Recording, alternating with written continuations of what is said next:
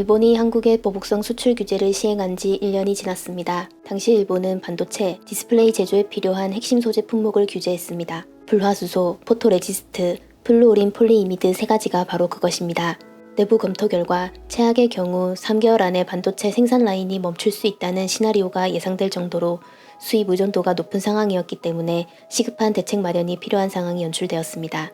그로부터 1년이 지난 현재 한국의 반도체 생산과 수출은 여전히 호조를 누리고 있어 의아함을 자아냈습니다. 지난 26일 대한상공회의소가 발표한 보고서에 따르면 한국 경제의 일본 수입 의존도가 오히려 떨어졌으며 한국 기업에 미친 일본 수출 규제의 직접적인 영향은 일부에 그친 것으로 나타났습니다. 일본과 거래하는 국내 기업의 302곳을 조사한 결과 84%는 일본의 수출 규제로 인한 피해가 없었다고 답했으며 피해를 입었다고 답한 기업은 16%로 집계됐습니다. 당초 반도체 생산에 차질이 발생할 것이라는 우려와 달리 일본의 수출 규제가 오히려 한국의 탈일본을 가능하게 한 것입니다. 일본의 수출 규제에 대응하기 위해 한국은 수입국 다변화를 추진하여 일본 수입 의존도를 낮추고 민간 협력을 통한 부품 소재 국산화를 진행하였습니다.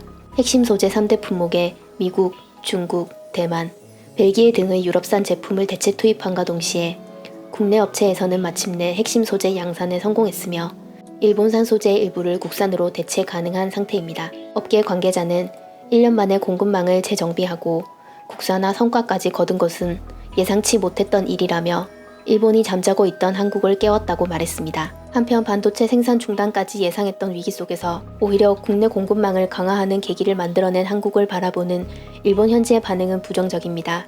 일본 내에서조차 한국에 대한 수출 규제는 일본에 더 큰 타격이었다는 비판이 나오고 있어 놀라움을 자아냅니다. 한국을 타겟으로 삼았던 수출 규제의 타격이 오히려 자국 업체를 향했다는 것입니다.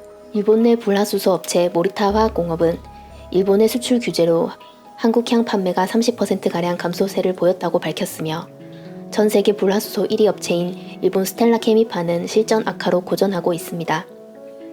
니혼 게이자이 신문은 스텔라 케미파 관계자와의 인터뷰에서 수출 규제 영향으로 한국 업체에 공급하던 물량이 크게 줄었다고 전하며 한국 기업이 다시 일본산 소재로 돌아가기 쉽지 않게 됐다고 진단했습니다.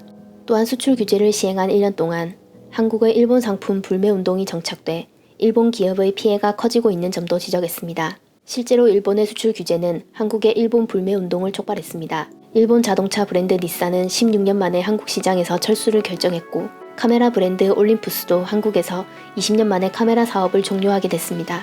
일본계 전자부품 관계자는 니케이 신문사를 통해 일본 기업의 우선순위가 떨어지고 있다며 일본 정부가 좀 더 어른스럽게 대응할 수 없었던 것인가 라고 불평을 토로했습니다. 전 세계의 팬데믹 현상이 지속화되고 있는 가운데 한국은 위기를 극복해내며 자신감을 얻었습니다.